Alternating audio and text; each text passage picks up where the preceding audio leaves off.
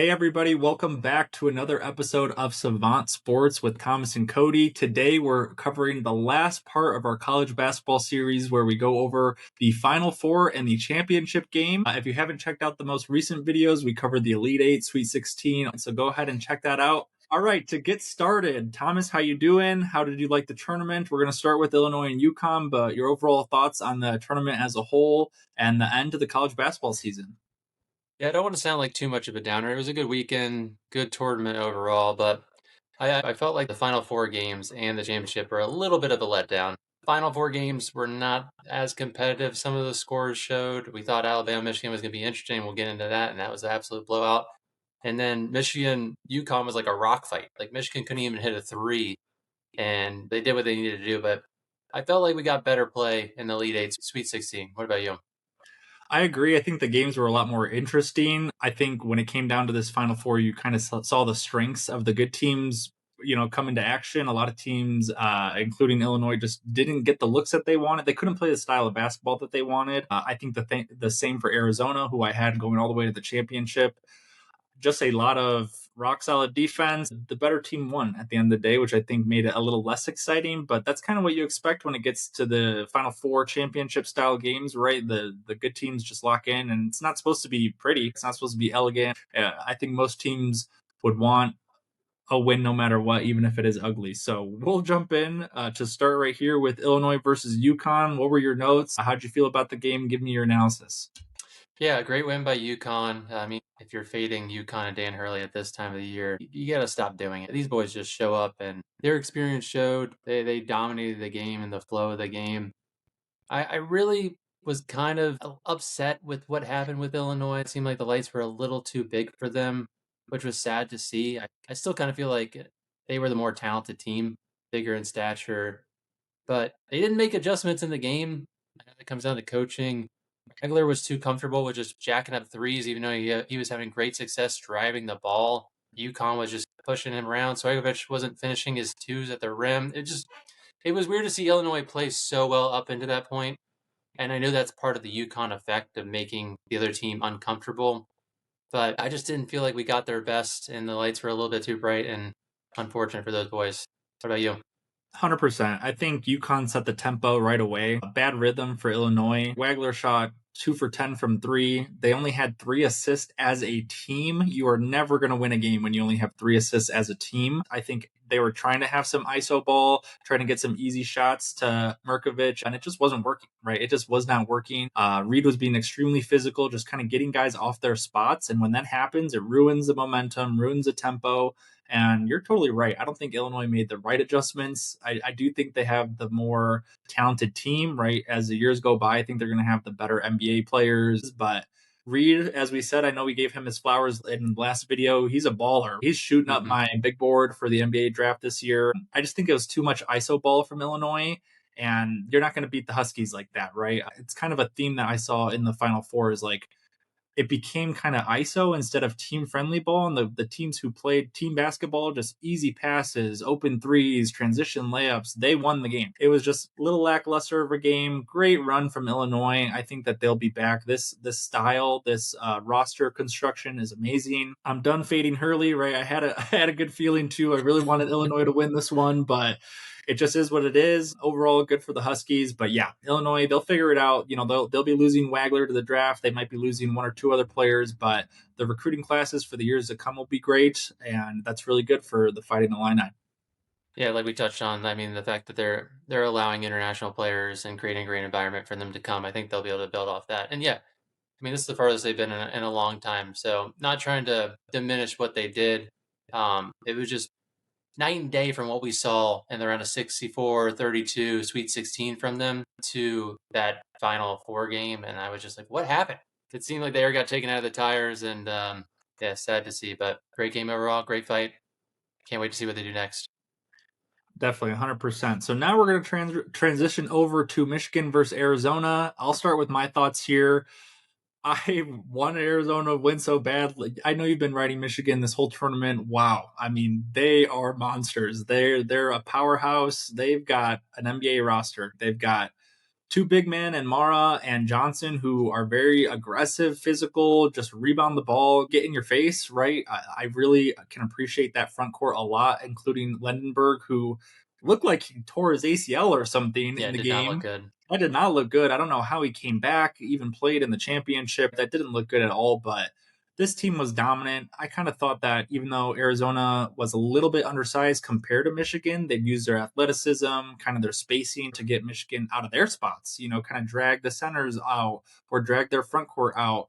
And there was just no way. I think Arizona just tried to out physical the Michigan Wolverines, and you were never going to do that, right? Like there was never going to be a chance for that to happen just with how strong they were playing during this tournament. Michigan had momentum from the start. Their size was on another level.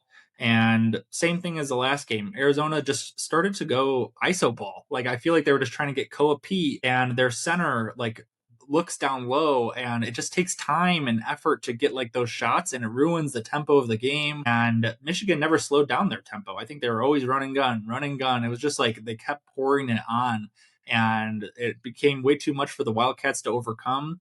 Really, really impressed by Michigan's performance here. What do you think?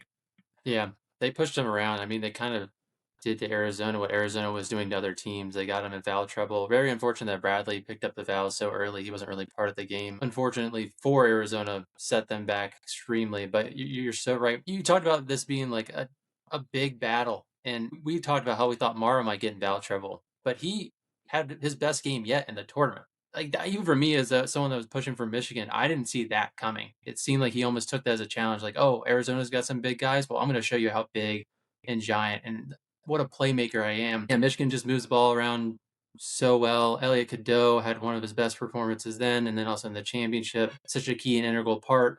And then Yaxel. Great to see that from a basketball player toughing out. Too much in the NBA we see where, someone tweaks their ankle and they're out for weeks and comfortable for not actually showing up for their team. So it was good to see that style of basketball. But yeah, did not see it being that dominant head to toe, first half, second half. It's so funny that we keep talking about this, but why do teams, when someone's pushing them around, just go straight to ISO ball? It's almost like they're just blindsided. They're so caught off guard of what's happening, they just completely forget what the game plan is. And I'm sure the coaches are talking to them on the sideline, like, hey, move the ball around, like get a better shot. And then for whatever reason, their instincts just go to, oh, I need to just take this one dude on even though it hasn't been working the whole game. So yeah, wasn't the fight we thought it was. Funny story, I kept telling my family, like, if you haven't watched any of March Madness, watch the Arizona Michigan game. This is going to come down to the last shot. This is the best two teams. And sure enough, it was another blowout. So none of them actually watched it, but they looked at the score later and like, what are you talking about, Thomas? This guy doesn't know ball. But yeah, cool to see that they did what they needed to do, and we'll get into it here in a moment for the championship. But very proud of Dusty May and that group. Yeah, and another fun stat in this game as well, Arizona as a team only had 5 assists, and Elliot Cadeau, who we'll talk about in the next game, had 10 assists by himself for Michigan. You are just never going to win the game. I can agree with you wholeheartedly. Back in my playing days, I think you just want a bucket, right? You want somebody to make Mm-hmm. a bucket so you can get some momentum going. And once you get that bucket, you're like, let me just give the ball back to that guy. And then it becomes ISO ball. And then you're just hoping for somebody to kind of get a spark because people are timid to take their own shots. Arizona obviously didn't shoot very good this game. I don't think one player even shot above 50%, which, usually you have one or two. So really tough loss for the Wildcats. Obviously, they'll be back. They have 5 stars all over the board coming into their recruiting class for next year. Michigan, amazing team, amazing performance. Just not the game that I wanted it to be. I was hoping it'd be cinema, down to the wire, maybe overtime, but it is what it is. The better team prevailed. So now we'll rotate on to the championship game of Michigan versus UConn. Let's hear your initial thoughts and your opening takes. What a rock fight we got in the UConn Michigan game. Michigan was 0 for 9 for the threes to start the first half, and I think only made two threes in the total game. We didn't get the fun version of Michigan that we had seen through the rest of the tournament because of what UConn does and the grinding out games that they create. But it was cool to see UConn stay in that game. I know a lot of people were saying like, oh, the spread at 7.5, just take it up to 11.5, 14.5. They just figured it was going to be another blowout. But like we talked about, Dan Hurley gets these boys motivated and ready to go. There are a bunch of players on that roster are from previous championships, so they know what it takes to get it done. And yeah, they held Michigan down. Probably the best we've seen someone hold Michigan down. This juggernaut of a team throughout the whole tournament.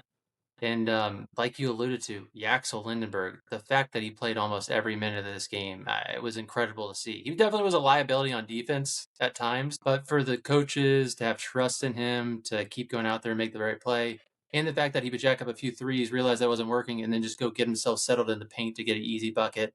I mean, he only scored 11 points, pretty low for him, but it made a huge impact, especially for a game that they only won by 6 points. So very impressed with Michigan. Again, not the ball we're used to seeing from them, but glad to see UConn gave it a fight too, and it was relatively interesting of a championship game. What do you think?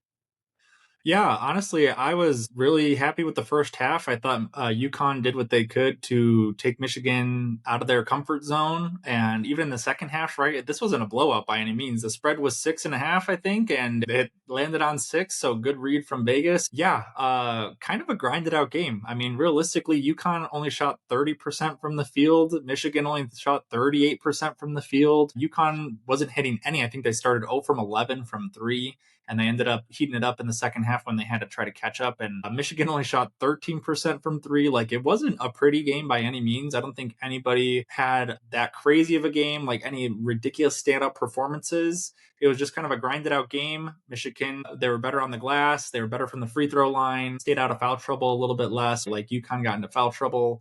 So really a fun grinded out game. I want to give one person their flowers, and that's Elliot Cadeau, the point guard from Michigan. I was extremely impressed with him in the Final Four and the championship game. I thought he just controlled the tempo of the game. He made the right reads. He was being aggressive when he had to. He's just a weird kind of player that I didn't think was going to have such an impact, but he controlled everything for Michigan. I really like him. I'm excited to see what he does next year for this program, but he did a great job. And overall, just happy with, I think, the outcome. I wanted Michigan to win once Arizona got defeated. UConn, great coaching. They were always staying in it. And Terrace Reed had a great game with 13 and 14. Overall, it was a fun watch. But I think Michigan, I knew in my heart of hearts, was going to win this game, and they prevailed. But overall, great season, such a fun tournament. I'm really happy we got to cover this through and through on this channel. But any final thoughts on the college basketball season? I want to reiterate what you're talking about. Elliot Cadeau, kind of unsung hero, and was probably the most important player on the team.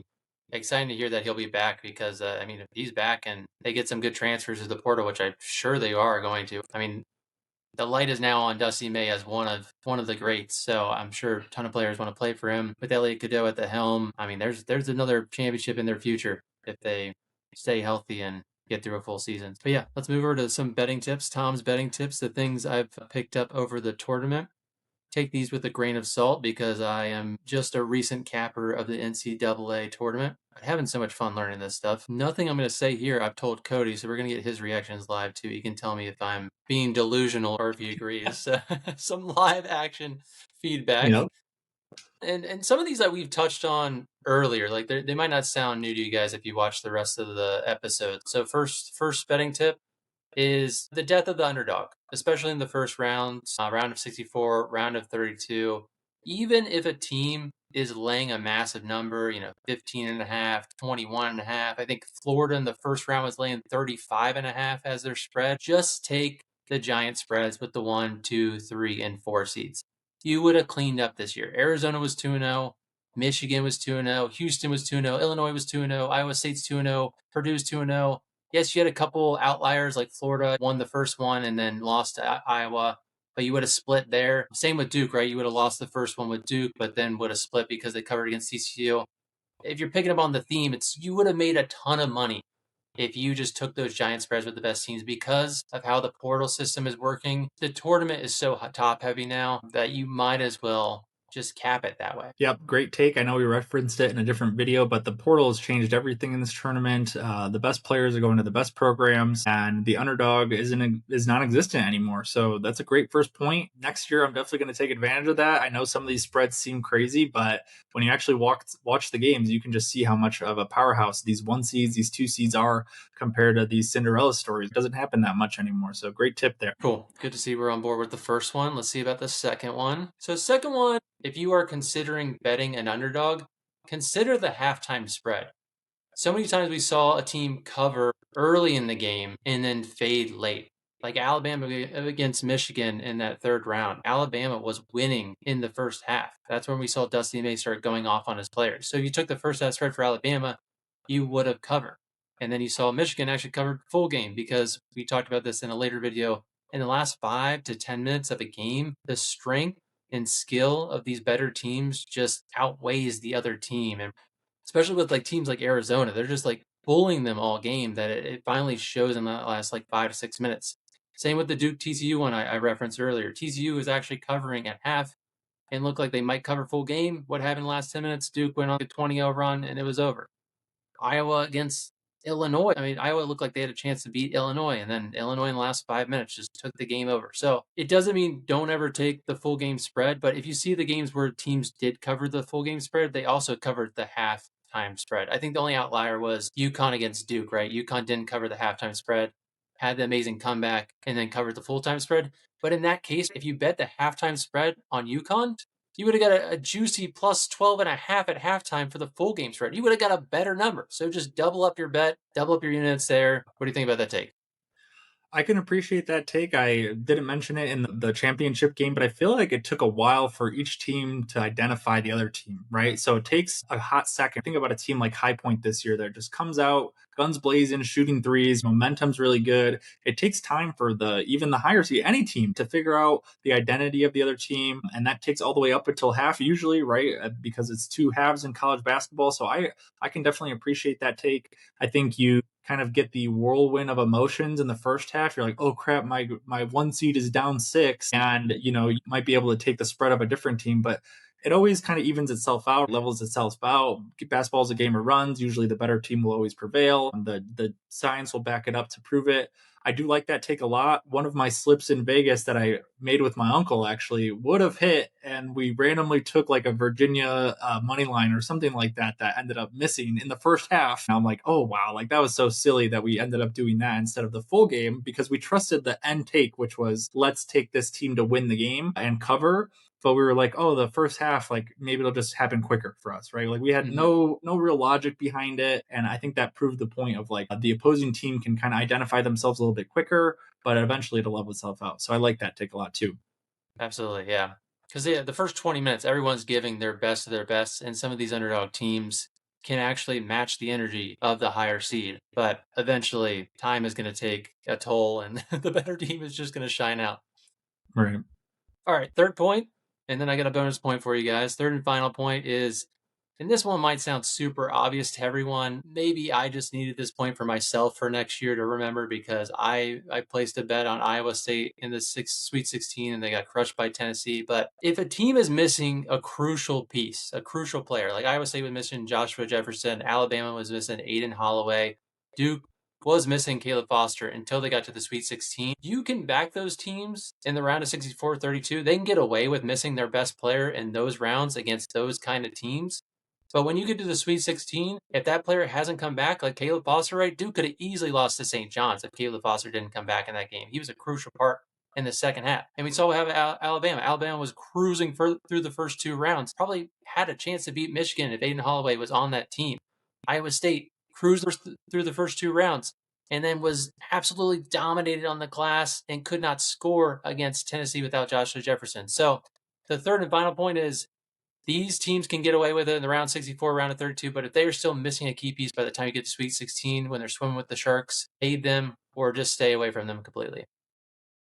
Yeah, that point makes a lot of sense. I think the books adjust when a player's out or might be hurt, but in college, it's definitely more difficult. There's just more, I want to say, variables going on. And when you're missing a key piece, you can really feel the difference, right? Like there's not an NBA talented player coming off the bench, right, ready to go and produce. So I think when you're missing a key player, it's to your benefit to do as much research as you can to make sure those numbers seem right, if that spread looks right, if that total looks right, and make a highly educated decision based off that, because you're right, injuries cost a lot of teams a tournament this year, right? So that's a good point. It's to the user's benefit, I think, to just do all the research that they can about who's in, who's out, how that affects the team. Like if Elliot Cadeau was out for Michigan during this tournament, who knows if they would have won, right? He was their engine. He kind of was the playmaker, the glue that held everybody together. You think about a player like that, if he was gone, everything changes. So definitely something to think about. Yeah, like what you said there, injuries definitely shine through a little bit more than they do in the NBA because NBA is just low, like top to bottom, the roster is more talented. They're the best of the best. Whereas like key players missing on these college team, that might be all that they had. Like a Steph Curry missing for Davison, you have no chance. Right. And then the bonus point, which I did mention earlier, for all you out there, very silly, very stupid, but never forget, and this is mainly me talking to myself next year, never fade Dan Hurley and the UConn Huskies at this time of year. Don't bother. Just don't bother. And it's funny to say that because they didn't cover in the first game, but then they went on a 6-0 covering run after that, and you would have got plus money on their money line later on, and you would have cleaned up. You look at last year where they didn't go nearly as far. They still covered in both their games. I mean, they took Florida all the way down to the last bucket. I think it was like 77-75. So I don't care what his roster looks like next year. I know they're losing a lot of players. You got to believe in this coach and this system. And I will never fade him going forward because I'm pretty sure it's probably one of the most profitable things you can do in March Madness. 100%. I mean, this guy will headbutt you. He will find you and headbutt you if you fade him. What an awesome coach. He's got that crazy look in his eyes. As a player, it's somebody you would die for. You would leave it out on the court for. So 100% agree with you there. Not fading Hurley anytime soon. Good for his team making it all the way to the championship, even though Michigan prevailed. And what a fun college season. Wow. Just great covering this with you. This has been a lot of fun. You want to let them know about what videos are coming up and what to look out for next? Yeah, so we're going to start moving over to the NBA, guys. Look out for Cody Shorts. He's been posting some NBA bets. I'm sure I'll have some spreads. I like to bet the spreads when we get to playoffs, and I can actually see both teams are motivated. A lot easier to bet around this time when there's not a team purposely tanking. And we're going to probably have a similar podcast that's talking about the NBA playoffs and our picks and predictions for that. And then probably some NFL draft, NBA draft as we get closer to this summer. Yeah, super excited. Thanks for joining for this final part of our 3-part March Madness series. And we promise you guys next year, I'm going to start watching more college basketball early in the year so that when we get to this time next season, we're a little bit more informed and ready to give you guys our best takes. Yes, definitely. Thank you guys for watching. We'll catch you later.